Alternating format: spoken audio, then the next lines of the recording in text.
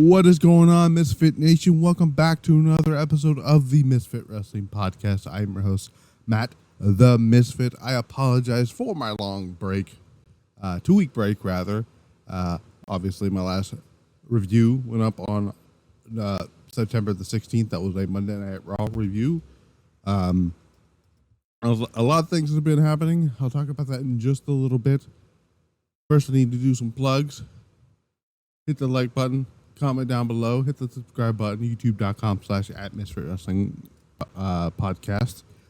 It does me a great bit of good if you do like and do all that stuff. And you also follow the social medias, Pile Driver Pulse on Twitter, Misfit Wrestling Pod on Instagram, audio outlets, obviously Spotify, iHeartRadio, Amazon Music, not musical, Audible, and Pandora. All right, so unfortunately, like I said, I haven't done anything for the past two weeks since the Raw review. There was a lot of things that happened on SmackDown and Raw last week. Which Raw last week I thought all 3 shows killed it last week. Well, NXT was all right, but Raw and SmackDown killed it last week. So I'll be talking about that. Speaking of NXT, I'll actually get to that in a second. Unfortunately, we didn't do a Power Driver Pulse this past weekend because so we had a storm back in June. I believe June 10th. It was almost like a tornado, but it was more of a downburst, which acted like a tornado, which gave us holes in the wall, holes in the ceiling. So we've had the roof being fixed, the ceiling being fixed, and all that stuff. It's been fixed now, so we're good, and we can get back to doing podcasting in that form, like weekly. And also, there was that time that we went a whole week without internet, so I didn't get to watch Raw, SmackDown, NXT, or even AEW for that matter, that whole week. So that was kind of bullshit there. Anyway, so that's all taken care of. So Pile Driver Pulse, I got some news on that here. What's going to be the new schedule? Yes, we got a brand new show being added to the weekly reviews, that being NXT. I did promise a few months ago that when it was announced that Julia had signed with WWE coming to NXT, I said when she gets here, I'm going to review NXT weekly. Now, I know she had her first match a few weeks ago against Chelsea Green to get her more familiarized with NXT and the WWE. She's also been doing house shows. She wrestled Prince Sinclair this past weekend, and then I believe about the weekend prior to that, she teamed with, I believe it was Lola Vice and Jada Parker to take on Toxic Attraction and Roxanne Perez. So that's where that came out there. I believe they're still called Toxic Attraction. I can't even speak. Toxic Attraction. There we go. My God. So there's that. NXT will be reviewed tomorrow night. That's when we're going to have CM Punk as the special guest referee for the Trick Williams, Ethan Page NXT title match. A match that should be closing the show, in my opinion, but it's going to be opening NXT, possibly with commercial free, at beating Julia challenging Roxanne Perez for the NXT women's title. And then, obviously, we got Wesley versus Zachary Wentz in a Chicago street fight in Chicago, Allstate Arena. That should be a lot of fun. And everything else. You got SmackDown coming up this week and all that stuff. Pile Driver Pulse, the show that was supposed to be filmed this past weekend, it's going to be filmed either on Wednesday or Thursday. I'm going to have that go up on all platforms, so you get to hear it on YouTube, and we'll get to hear why Bloodline fans are some of the stupidest motherfuckers I've ever met in my entire life. And when I mean Bloodline fans. I mean the ones that do not think with their brain, they think with their badonkadonk, okay? Where they made up this imaginary fucking match that was never going to be taking place. I'll talk about that on either Wednesday or Thursday when we do the pile driver polls. That's going to happen there. I'm going to also bury quite a few Liv Morgan fans too, because they pissed me off this day on social media as well. And I might even just go into that here on this review here. Anyways, SmackDown, obviously, we got that. On the pile driver post, I'm going to do my preview and predictions for Bad Blood and Stardom's Nagoya Golden Fight Show, which the full card was officially announced, I want to say sometime yesterday. So there's that.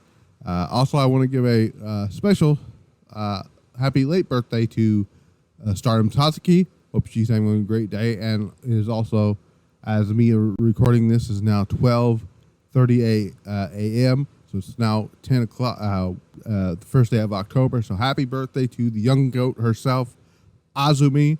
She has certified it, approved it with her liking the tweet. So there's that. Obviously, Azumi, who I speak very highly on this channel, on this podcast, multiple times, whether it's in my Stardom reviews or whenever I'm talking about my favorite wrestlers on the planet. She is incredible.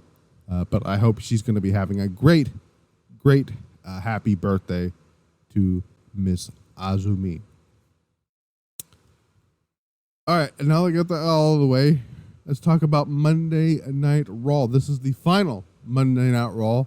That's going to be 3 hours for at least all the way till they go into Netflix. Now everybody's wondering whether or not are they going to go back to 3 hours permanently on Netflix. They really don't have to, if we're being honest here. On Netflix, they can have as much time as they want to be on Raw. Like, Netflix isn't on a television schedule, right? Excuse me while I give me a sip of my drink here. Mouth is dry. But, like I was saying, there's no need for a time. They're not on time constraints. They're not on a television network schedule. They don't have to abide by a certain time. They don't have to go off the air by a certain time on Netflix. I'm not saying they could absolutely change the schedule time of when they want to come on. They could have Monday Night Raw coming at 5 o'clock in the afternoon if they want to. They can be 1 week. It can be 3 hours. Another week it could be 2 hours. Another week it could be a 2:45. The next week it could be 3.5. Right? 3 hours and 30 minutes. You know. If they want to, they can have. I'm not saying they should.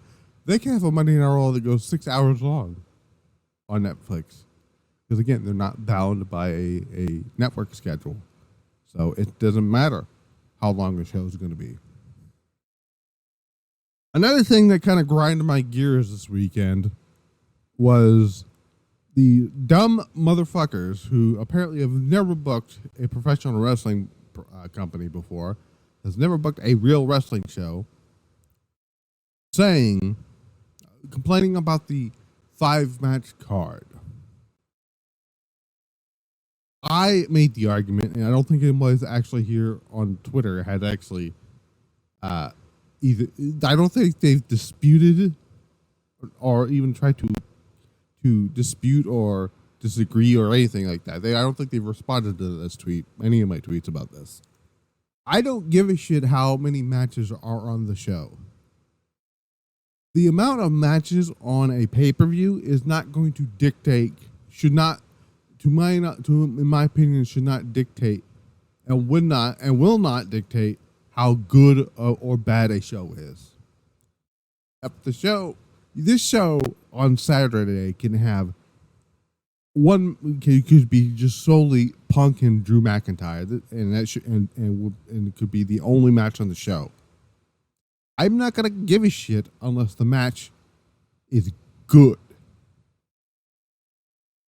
Quality over fucking quantity is my issue with fucking wrestling fans in 2024. You don't need 1,200 matches on a 2-hour pay-per-view. Also, people are not taking in consideration the time that this show is going to be on. Instead of the normal 6 o'clock, 7 o'clock, or 8 o'clock time slot, they're coming on at 6 o'clock so they can be off the air in time for the UFC pay-per-view. Triple H loves the 5-match cards. This is the thing he was doing very well in NXT that nobody had a problem with. But now that's the main roster, it's not, and people you like are not on the show, you have a fucking issue with it. I don't care. I do not care that fucking, I'm just going to throw a name out here. I do not give a shit that Chelsea Green, who I really like, by the way, I don't give a fuck that she's not on Bad Blood. I do not give a shit whether or not the tag team titles the women's tag team titles are being defended. I do not give a shit if the women's tag team titles are being defended. Right? That doesn't bother me. Whether or not they're on the show doesn't matter if the show itself is gonna suck. Like, these matches are on the show on Saturday. This show could suck majorly if regardless of how you match. Let's take this pay-per-view coming up on Saturday, for example, right? Let's say 4 of the 5 matches are horrible, and there's one good match on the show.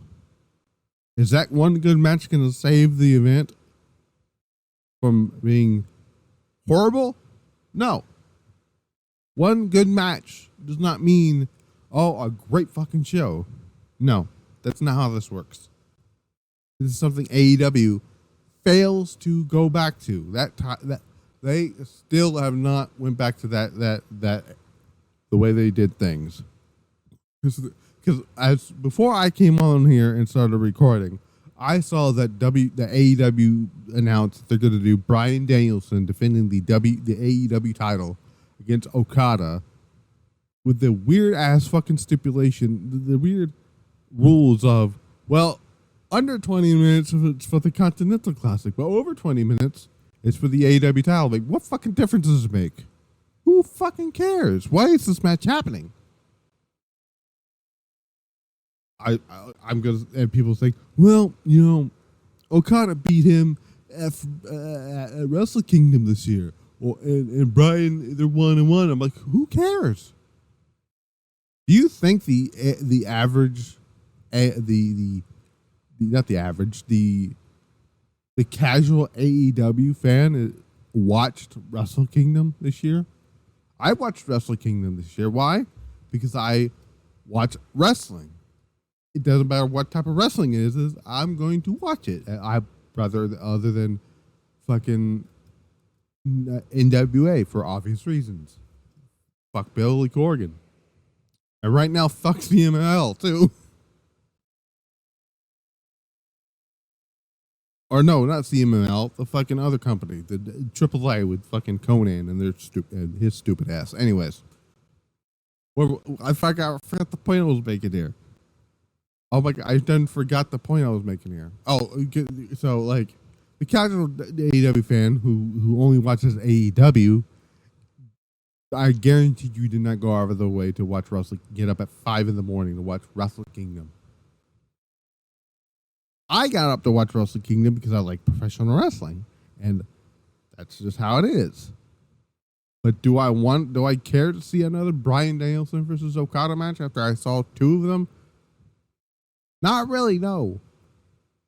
And somebody asked me the other day, do I want to see a rematch with Bryan and Nigel? Not really. I'll go into the whole rant. I'm going into an AEW rant here. I'm going to keep that for the podcast on Saturday. My point is, or not Saturday. My point, Thursday or Friday, whatever day it is, I'm gonna put it on there. My point is, the length of the card should not matter to you at all, because that's not going to dictate how well or how good or horrible this show is going to be, or any show is going to be. Just tonight, there's 2 championship matches already announced for next week's first 2-hour Raw in 12 and 14 plus years. That being Jey Uso defending the Intercontinental title against Xavier Woods. I'll tell you how we got there during the review. And Gunther defending the World Championship against Sami Zayn, which I feel like they're going to do a non-finish to set up the Crown Jewel match, because this match is absolutely happening at Crown Jewel. Anyway, not everything needs to be on the pay-per-view. Not everyone belongs on the pay-per-view. It's another thing. Like, sure, JD McDonough and Finn Balor are the tag team champions. Okay. Are they doing anything important with the championships to warrant them being on the pay-per-view? Not really. Technically, this match on Saturday between Solo Sikoa and Jacob Fatu, they could have been for the tag team. They could have had this match be like a what's the word I'm looking for? A free bird rules match where Solo and Jacob Fatu are defending the titles. They're not doing that. The Guerrillas of Destiny are not on the pay-per-view. They're going to be defending the championships on Friday in a triple threat tag team match against DIY, the Street Profits, which should be a lot of fun.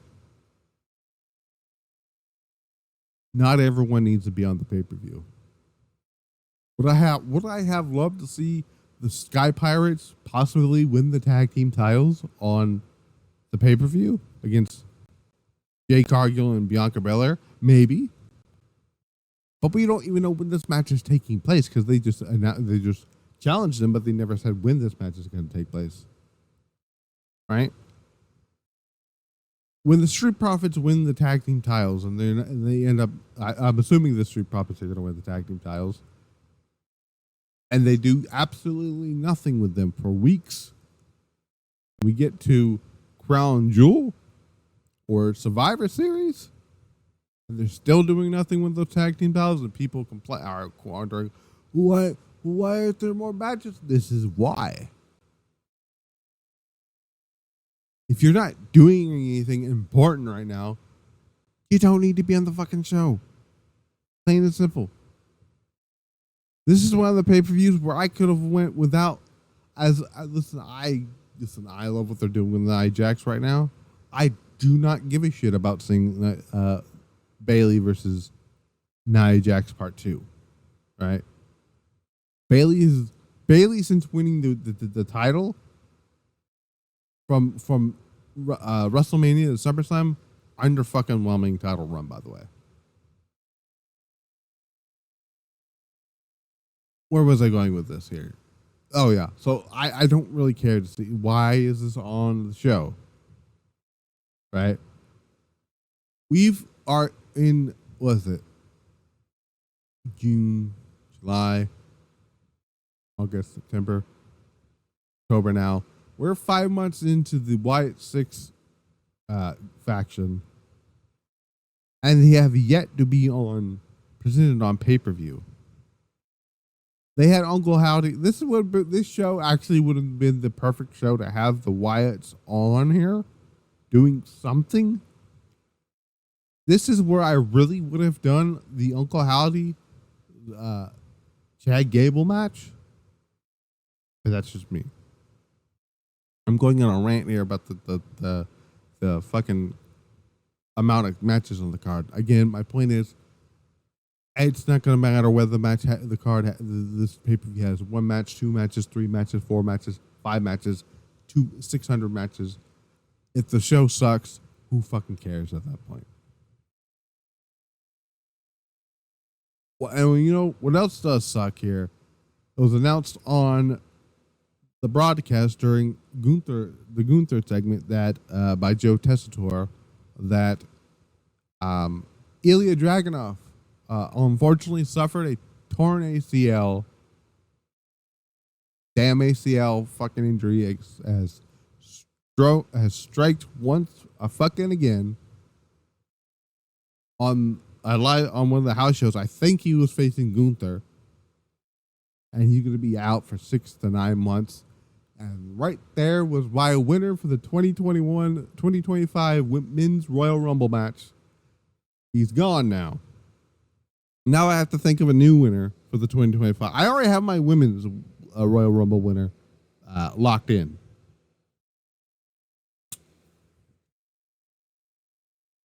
But that's, it sucks to hear that news. That he's out with injury now. Man. Ilja's had an interesting main roster run so far, right? So he came in, had that banger of a match with Ricochet, had some banger matches at the King of the Ring. I was fully expecting him having a banger match with Gunther at some point. But now that he's out, hopefully, I wishing him nothing but a speedy recovery. Which again does suck. Before we get into I'm almost like 25 minutes into this review here, and I haven't actually talked about Raw yet. Raw I thought was a very good episode of Raw. There was just a lot of news that came out here. Some sad news that Pete Rose passed away at the age of 83. I guess it's not that sad when you hear the later years of his life, which I'm not going to get into here. So, R.I.P. I guess. I don't know how to explain that one here. I will actually have my thoughts on the Mr. McMahon documentary on the Pile Driver Pulse this week, and why. I'll just give my honest opinions on it. Not here. I'm going to get it on the Pile Driver Pulse. But Monday Night Raw was from I don't even know. I don't actually know where Raw was from.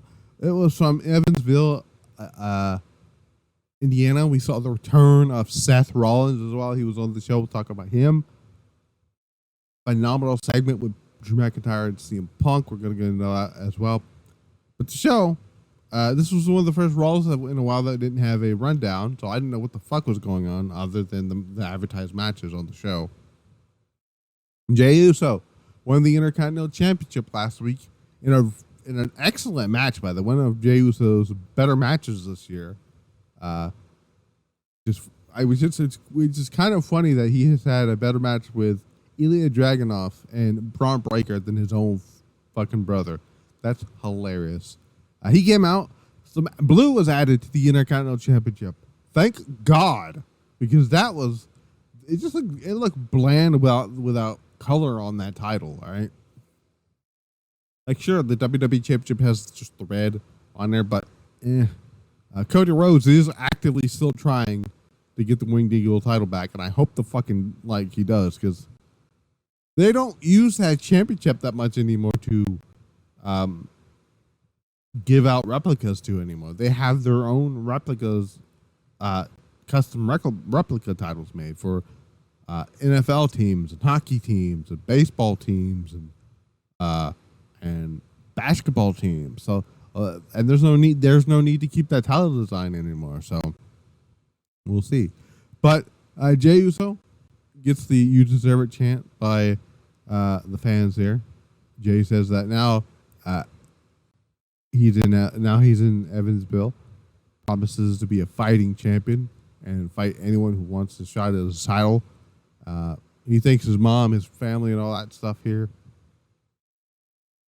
So he says it was a hard ride to get where he is today after everything he went through in the bloodline.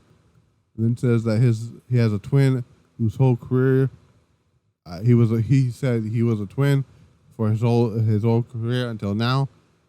Jey says everyone in his life, his biggest fan is his mom, like I mentioned here. He spoke to his mom, and she told him to go out there, show everyone who he is, and get the Intercontinental Championship. He holds up the Intercontinental title, says his mom that he did it. Bron Breakker comes out, says he's not in the ring to spoil Jey's fun, but rather respect him. Rather for the respect that he has for the Intercontinental Championship. He says the title has a long history, and after their battle last week, he has the same respect for Jey as he does for the title. Says that he's made the importance of the title and to him and his family known. Then says that Jey was the better man last week. Braun promises not to spear or attack Jey. Says that he says he felt like he should be the first one to come out and congratulate Jey Uso. Extends his hand, they shake it, and Jey stops him and says, "There's some dogs in Indiana," whatever the hell that meant. So, Bron Breakker is now a babyface. That was something was rumored last week after losing the Intercontinental title. And we'll see where it goes here. You know what? I thought about it, and I was thinking about this while I was reading this and talking about it here. What if Bron Breakker was not supposed to turn babyface? I wonder. This is just me. Second guessing everything here, and maybe thinking outside the box here, using my brain that a lot of people on Twitter don't like to use at all when they speak. But what if Bron Breakker was not supposed to turn babyface? What if the reason they're doing the babyface now is because what if Triple H's WrestleMania World Title match with Gunther was supposed to be Gunther and Ilja Dragunov, and now that Ilja Dragunov is out, he needs a new challenger for Gunther at WrestleMania. In comes Bron Breakker. I don't know if Bron Breakker was going to. The fact that looks like they're going to be thrusting Bron Breakker into the world title picture very, very soon tells me, yeah, it looks like they may have changed plans because of Ilja's. That's just me. That's something I'm thinking about. But again, I would not be surprised if that was the reason. Doing the babyface turn is a very weird thing out of the blue. Especially now, instead of teasing it, But anyways, I just thought it was very strange, Xavier Woods, Rey Mysterio. This match was a match, but Woods won after he avoided a 619 from Rey Mysterio. He pulls off Rey Mysterio's mask for a roll up for the win. All this was to do further the heel turn that's coming for Xavier Woods. And we'll see where it's going here. We'll see if the Woods heel turn works well or not. But I do think, and Triple H even sees that it is time to kill off the Judgment, not the Judgment, the fucking New Day. I love the New Day. I love Woods. I love Kofi. I love Big E. Some of my favorite people on the entire planet. But they've got to realize you can still be friends after this whole thing is over with. But it is time to give it. The New Day has been around for over 10 years now. It's time to let them go. It's like it is one of them. The New Day has had some great moments. It's had some terrible moments, but it is time to let the New Day go.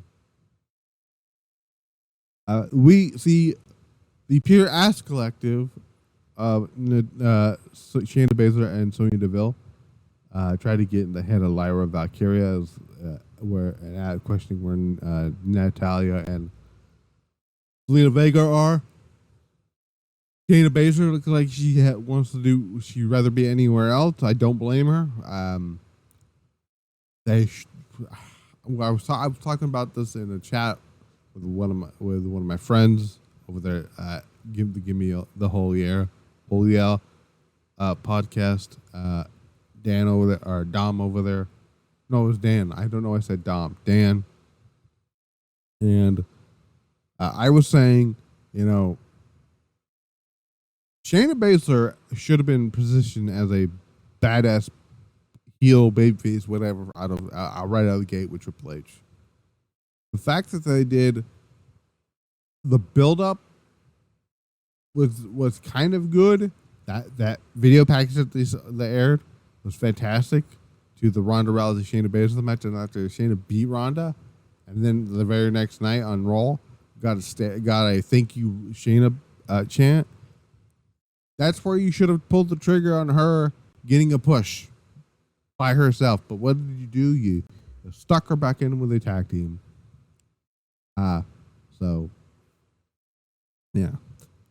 Xavier Woods runs into Kofi Kingston.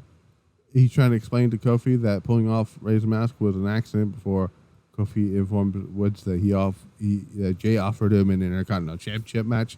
Says that he told Jey that he wanted Woods to have the dollar shot next week instead. And Jey agreed. An excited Woods then tells Kofi that even though he wanted to be alone in his match against Ray, he'll be at ringside for his match against Chad Gable a little bit later. Zoe with the Peter Ass Collective versus Lyra Valkyria. This match really did nothing here. We've seen the distraction. Obviously, the Z360 on to Lyra for the win, and Zoe Stark gets the win here. I think Zoe Stark is a pretty good wrestler, right? She's not bad in the ring. It's just, how do I explain this? She has no fucking charisma about her. Shayna, look, I want to see. Look, I know Shayna wants to be positioned as a to look more like a badass on television. But I guarantee you, and this is the same thing I have to explain to people with Karrion Kross. If you just let her be herself, the Shayna Baszler that we see on Twitch, I guarantee you that Shayna Baszler will get over with the fans. And that Shayna Baszler can also not change her ring style either. So you got the Shayna we see on Twitch, cut promos or whatever, and then when she gets in the ring, she's gonna murder you. That's the Shayna Baszler I want to see. Karrion Kross is the same thing. Karrion Kross is fucking a hilarious guy on social media. If we can get that version of Kross who has a personality on Twitter, on television, Kross will get over. It's very simple. Very, very simple stuff here. After the match, the Pure Ass Collective beats down Lyra Valkyria. The Party Poopers, Katie Carter and Katana Chance, which I forgot were still on the roster. If I'm being completely honest here. They came down to take down Shayna and Sonya. Delivers this keg stand on the pair. Look, I think Triple H just realized the mistake that he made about 6 weeks ago when he decided that people wanted to see, or he thought people wanted to see EO versus Sonya Deville. And to my knowledge, I don't actually, outside of the match, excuse me for the yawn. It's outside of the match. in Calgary, the 6-woman tag match. Ever since the singles match with EO, he's not put her back in the ring in a singles capacity. I really do think Triple H saw that match and is like, nope, never again. They don't even mention that match anymore. Like the other week when all those people were in the same match, they didn't bring it up. I'd imagine that.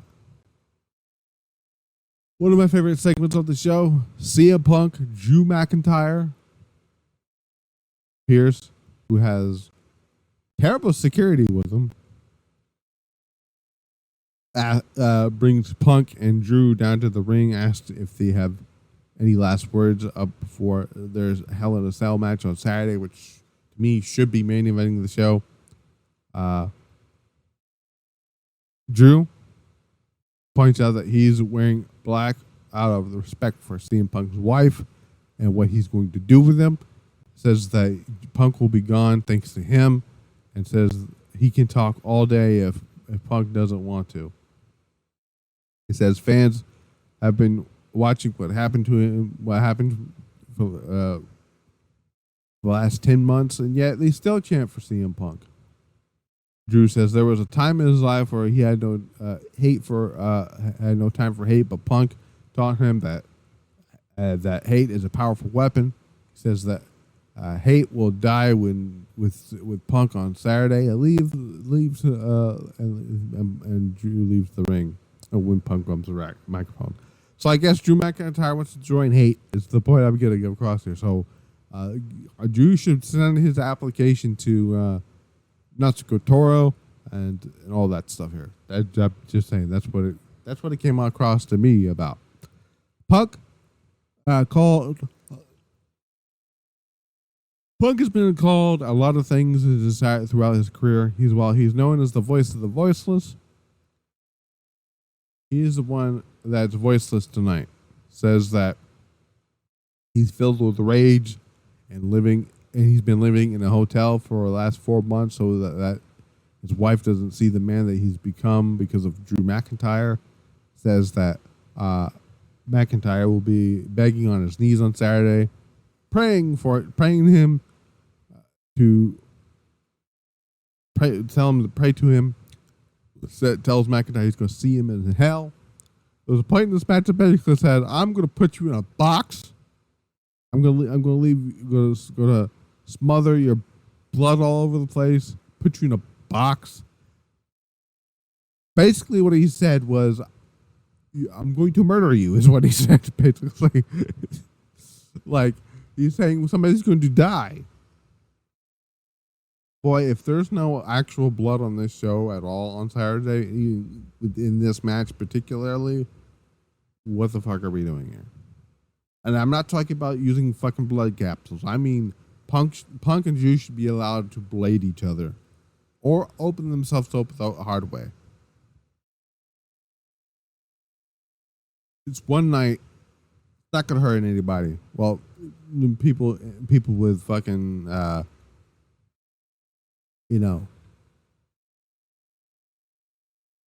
AEW fans and WWE fans. Woo. Sorry.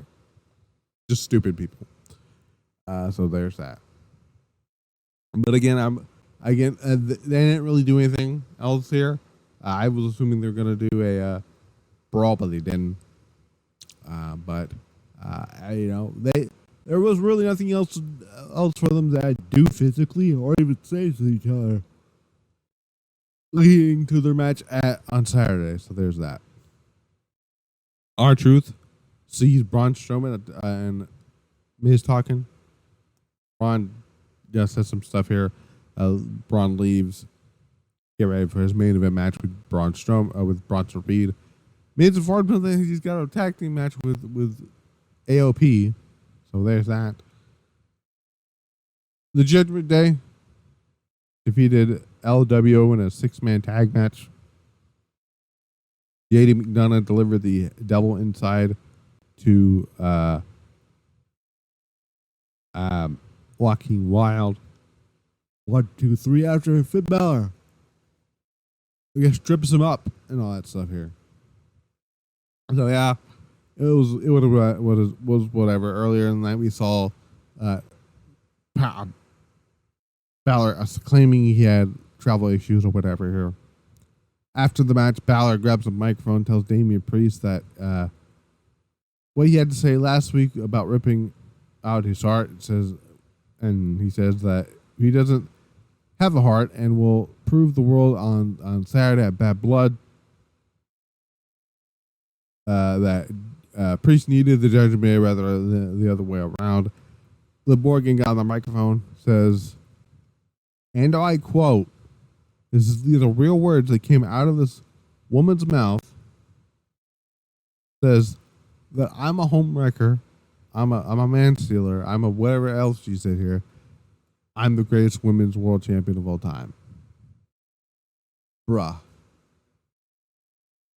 God, Liv Morgan does not need to be the world champion right now. This title program, actually I'll get into it in a second here. Ripley comes out, says, basically, this man, Dom's going to shit his pants because he's going to be in a shark cage and all that stuff here. They start attacking each other. Everyone starts attacking everyone. As Damian Priest licks in. Balor continues to hit multiple coup de grace, and Judgment Day basically stand over him. And it's all, I don't know where Rhea went to, but whatever. Look, I'm going to be 100% honest with you. And this is where I'm about to probably piss off 90%, maybe even more, of the Liv Morgan stands. Right? You guys want to bitch and moan about people wanting Io Shirai to be women's champion again, saying, "Oh, it was boring. Oh, she didn't defend it for 3 fucking months." I would like to know where these 3 months, these particular 3 months you were talking about, because last time I checked, she absolutely defended following Crown Jewel. Sure, she didn't defend it at Survivor Series because she was in War Games. And yes, she did not defend in December. Or I guess she did. She might have. I don't know. But she did absolutely defend on the first SmackDown of 2024 against Mia Yim. Right? If you guys are trying to use the excuse of the Royal Rumble to WrestleMania or December to WrestleMania or whatever, y'all are really fucking stupid. All right. Yes, she didn't defend the championship at the Royal Rumble, right? Guess who else didn't defend the championship at the Royal Rumble? Rhea Ripley. Guess who? You know who else didn't defend the championship at the Royal Rumble? Gunther. He was in the Royal Rumble. Why don't you guys? Didn't you guys go after Gunther for not defending the Intercontinental Championship at the Royal Rumble? But yes, she defended the championship in January of that year against Mia Yim, the very first SmackDown of the year. Liv Morgan, since winning the championship, I'm not even going to count her title matches, or not title, her matches prior to WrestleMania, because are not prior to WrestleMania. When did she fucking win the title? June? Prior to June, when she won it against Becky Lynch. She's had 5 televised matches, non-tags, and non-titles, regular title matches, non-title matches, tag matches. And that, not saying that's what they were, but saying when it comes to everything here with her title, she's had 5 matches in the span of 6 months.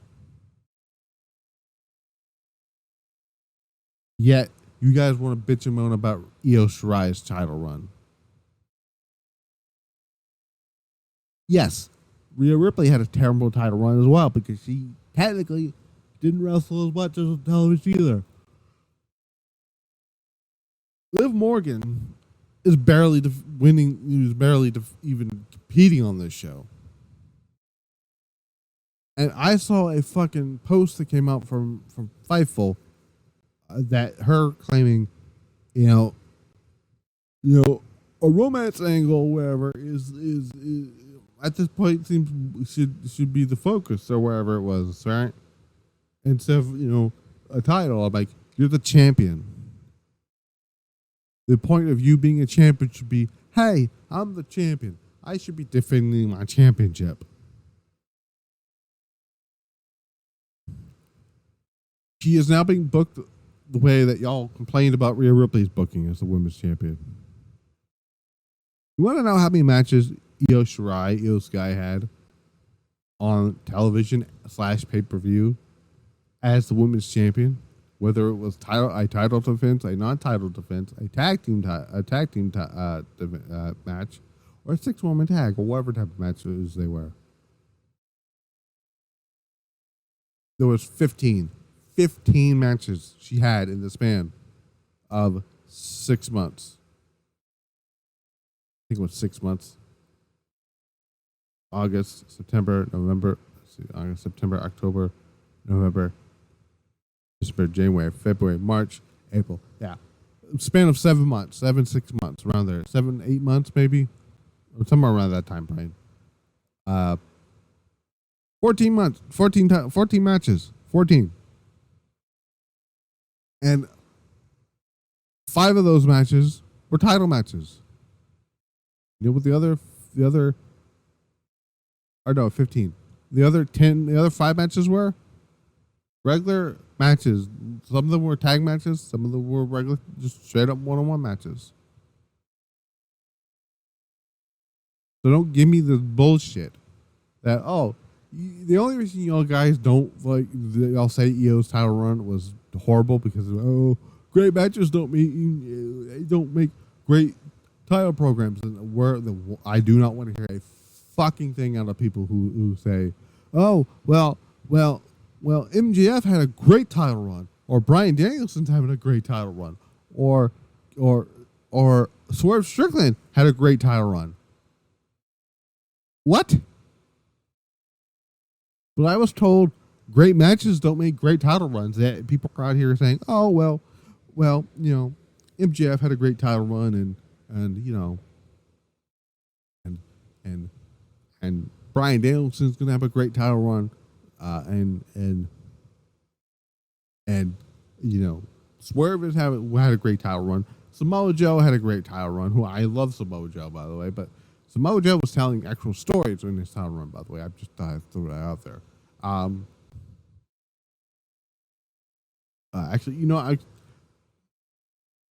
Sure, he was having stories, but he was also having great matches too. Yeah, sorry, that excuse doesn't work anymore. Don't give me that fucking excuse of great matches don't make great title runs. I'm like, then why the fuck are you a champion? Cody Rhodes is having great matches as champion. Roman Reigns' title run was boring. Let's be 100% honest with us out there. A 1,316 day championship run does not equal fucking great title run.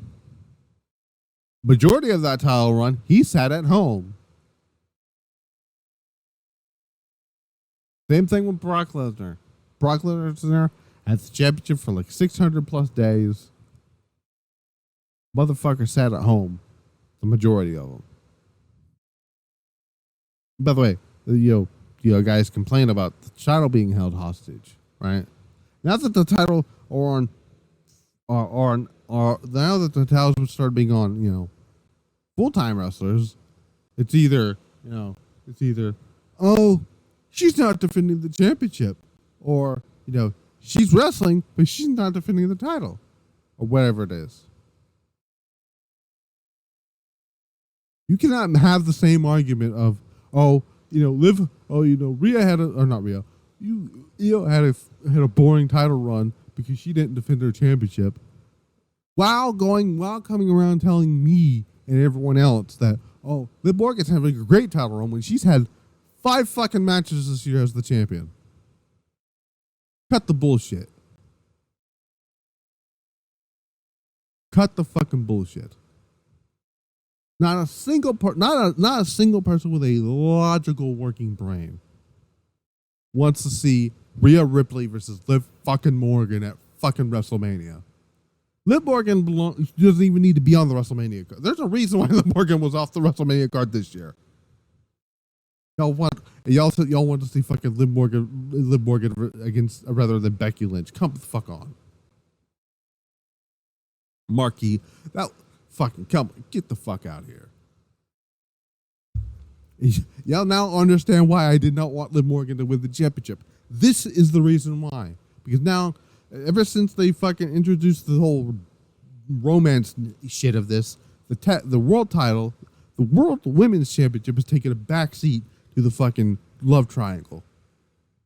It's no longer about the Women's World Championship anymore.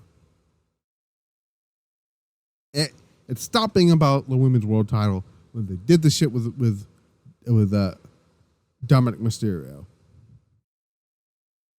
Meanwhile, Miss Io Shirai over here is having banger matches every fucking week on television, is over with the crowd. People actually want to see her as the champion. Like brain working human beings that do not see stupidity. Y'all rather see a fucking love triangle go all the way to WrestleMania than having a 5-star, it doesn't have to be a 5-star, a excellent fucking WrestleMania worthy match, an actual WrestleMania worthy match. Liv Morgan versus Rhea Ripley is not a WrestleMania worthy match. It wasn't even a SummerSlam worthy match. Sure, Rhea came back. I don't even think, here's the thing. A lot of people assume that Liv Morgan was probably was going to beat Rhea Ripley. You don't know that. I really don't think that Triple H wanted to take the title off of Rhea Ripley. Rhea Ripley's going to go into WrestleMania, whether you guys like it or not. Rhea Ripley is going into WrestleMania as the women's champion again. Now, she may not win it on Saturday, but she's winning it from either between now and the Royal Rumble. She's winning that title back, and is facing somebody else who's so much worthy of having a WrestleMania match against Rhea Ripley than Liv Morgan does. Because Liv Morgan is one of the worst fucking women's champions I've seen in the last 6 months. With her 5 fucking wrestling matches on the show. Get the fuck out of here. You're a wrestler with a title. Defend your fucking title. God, people pissing me off. Oh, and I'm gonna get to the fucking people over the Lucha Brothers thing on the Pilot Driver Bulls. Don't you fucking worry. I got receipts for you too. I've already made enemies of Tam Nakano fans over the bullshit that happened in Sapporo. I will do the same. I probably have already made enemies of Liv Morgan fans at this point. I don't give a shit about you. You are not important to me. I'm not here to please you. So the door is that way. Okay, you clicked on my reviews.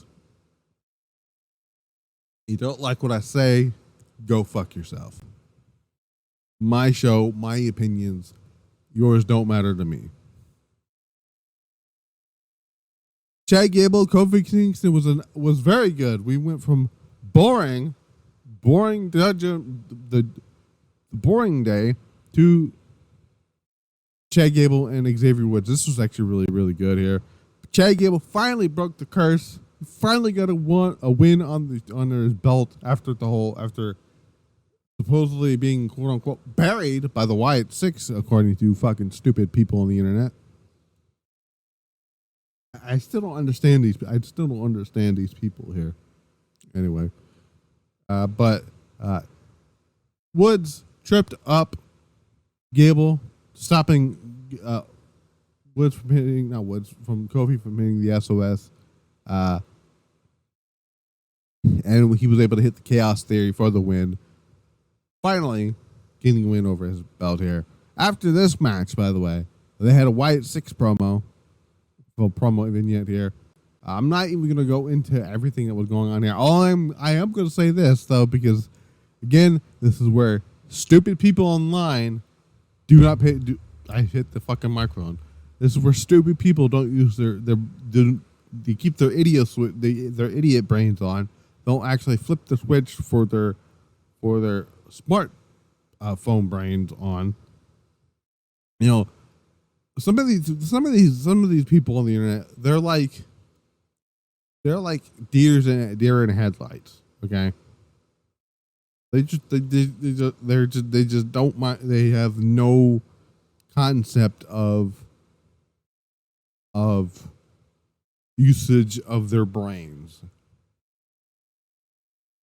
All I saw in the fucking comments is like, oh, it must be Alexa. Oh, that's probably a morph look of Alexa face. No, bitch. That's fucking Nikki Cross. I didn't know Alexa Bliss had black hair. I didn't know that she had a big ass nose. I didn't know she had a big ass mouth. What? On what fucking planet did that look like Alexa Bliss? Last time I checked, Alexa Bliss is a very much distinguishable face. A recognizable face. It does look Alexa Bliss have. That was Nikki Cross's face, because Nikki Cross has been fucking bright the whole goddamn time. Jesus. Oh my God, people make me want to pull my hair out sometimes. Some of the stupid people on the internet. It's bad enough I have to deal with the stupid Liv Morgan fans and the Mercedes Moné fans. Not to deal with the stupid Bloodline fans and when I say stupid, those Bloodline fans, I'm talking about people who want boring fucking television, by the way. Jesus Christ. I'm going to get into that on the podcast, the Pile Driver Pulse on Wednesday. I hate to burst your guys' bubbles. Bloodline's not getting back together. The original Bloodline is not getting back together. Not any fucking time soon. WWE has already told you what the War Games match is for the men's side. Use your eyes and your brains. Not your fucking shalong, okay? Anyway. Gunther, the world heavyweight champion. This is when we found out, unfortunately, Ilja Dragunov, who was my pick to win the men's Royal Rumble, now has to have ACL surgery. Damn, that surgery is fucking,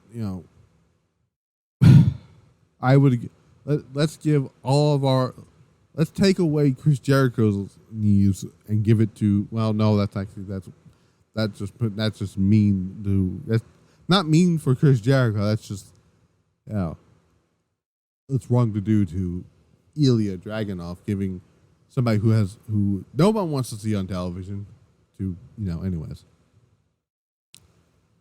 He's got still having to deal with Sami Zayn. Sami comes out and says, he finds Gunther annoying. He basically trying to keep. At this point, he goaded him into giving him a world championship match. Basically, calling him a failure of a dad and whatnot, which was weird. Which I don't know how I feel about babyface is going to that low here.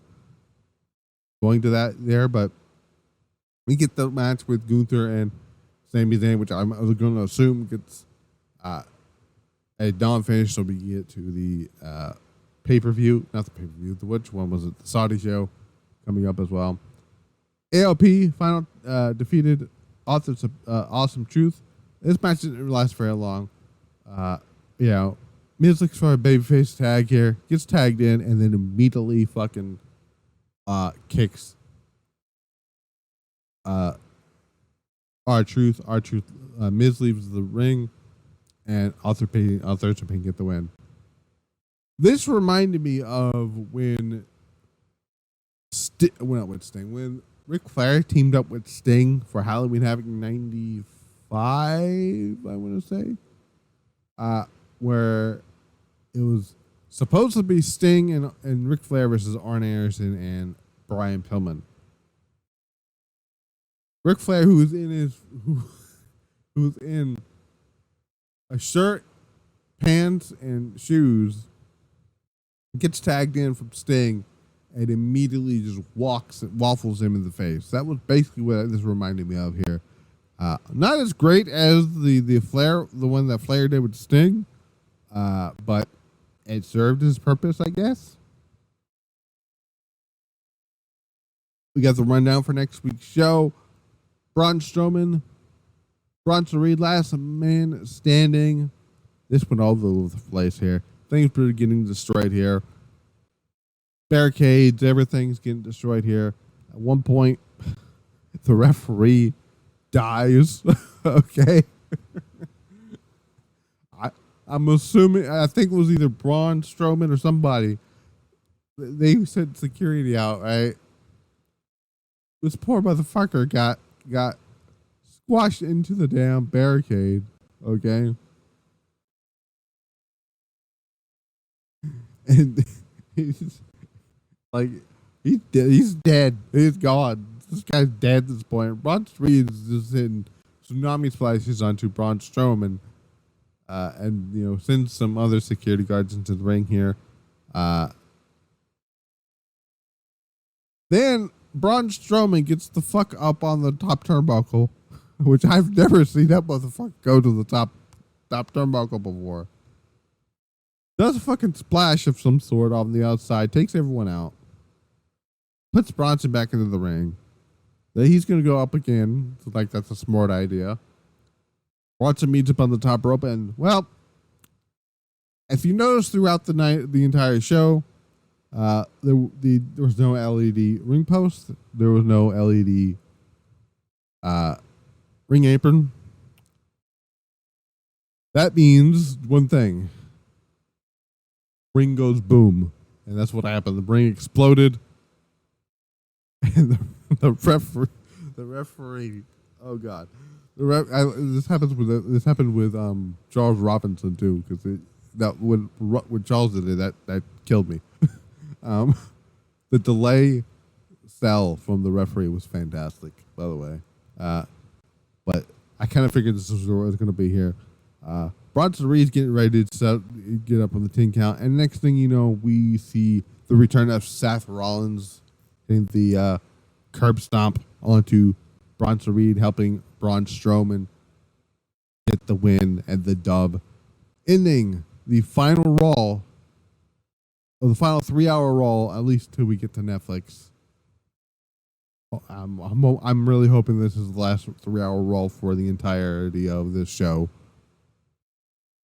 And Raw goes off the air as we get ready for Bad Blood on Saturday. But yeah, Raw I thought was a really decent show, really good show. Outside of the stupidity, outside of really some of the dumb stuff on the show, like I went into my rants on that stuff here. But yeah, let's see how far I've been going on here for an hour and 4 minutes almost. So I went into some fucking shit there.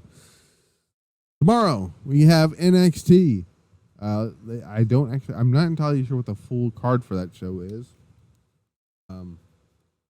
Let's see if I can. I'm going to bring up. I guess I'm going to try to bring up the full show here. Well, next week on Raw, we got. There was also a video package earlier on the show.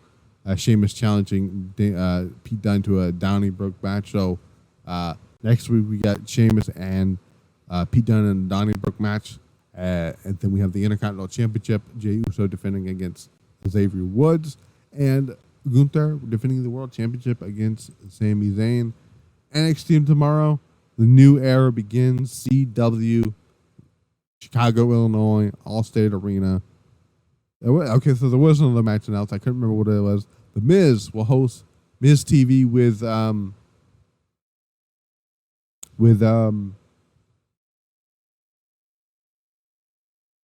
somebody. Bianca Belair and Jade Cargill will make an appearance on the show. CM Punk will be the special guest or referee for, apparently is the main event now, for the NXT World Championship between Ethan Page defending against Trick Williams. Love Levi's Jada Parker will take on two members of Fatal. Not Toxic Attraction. They're now Fatal Influence. I couldn't remember if they were still Toxic Attraction or not. Whether it's JC Jane, Jasmine Nix, or Fallon Henley. Zachary Wentz and Wesley in a street fight. And the match I am looking forward to the most tomorrow, Roxanne Perez defending the NXT Women's Championship against Julia, which is still a weird thing that I'm saying out loud. So something I did want to mention, we saw last week on NXT, Stephanie Vicaire basically made her technically her NXT debut on screen during the press conference that they were doing, which they started out doing live subtitles, which is very interesting. I hope they keep that up with other Japanese talent when they speak in their native language. So there's that. So yeah. Actually, I'm going to give my predictions here right now while we're at it here. I think that the babyface team, Lola Vice and Jada Parker, is going to get the win here. Zachary Wentz did beat Wesley at No Mercy, so I'm going to go with Wesley getting the win here. I think Ethan Page is going to retain the champ. There's a good chance we might have a double title win, but I think Ethan Page is going to retain here. And Julia should be walking out of Chicago with the NXT Women's Championship. None of this bullshit with Cora Jade. Okay, stop trying to make Cora Jade happen, guys. It's not happening. Okay. She can't. She probably injured herself more. I don't know. I don't know. Like, come on, that shit just gets annoying. That shit does get on my nerves here. AEW Dynamite. I will talk about AEW Dynamite on the Pile Driver Pulse. Let me see if I can find special episodes, which is coming up Tuesday. We actually, like I said, we got the Will Ospreay Ricochet match. There was something else on the show. I don't know what it was. Anyways, we got the AEW, not the AEW, the SmackDown, the WWE Tag Team Titles, Triple Threat Tag Match, ladder match thing, DIY, Street Profits, Gorillas of Destiny. So we'll see what happens there. And there's more build to War Games, because I'll talk about that on the Pile Driver Pulse on Wednesday. I will see you guys back here for NXT tomorrow as we start our NXT weekly reviews. I'm praying to whatever God exists right now, the wrestling gods, that Shawn Michaels does the right thing by having Julia win the championship clean. That's what that is what needs to happen. Anyway, I will see you then. Till then, we're out.